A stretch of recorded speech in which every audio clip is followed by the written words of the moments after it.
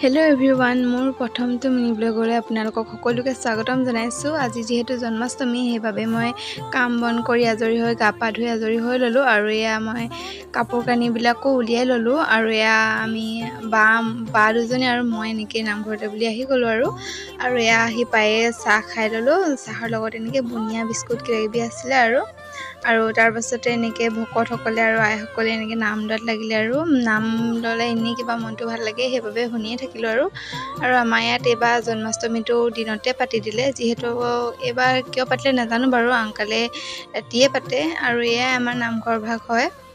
আপোনালোকৰ তাত বাৰু কেতিয়া পাতিছে জনাব দেই। ভিডিঅ'টো কিন্তু কালিয়ে আছিলে, মই ভিডিঅ'টো আজিহে এডিট কৰিব পাৰিছোঁ কাৰণে আজিয়ে দি দিছোঁ।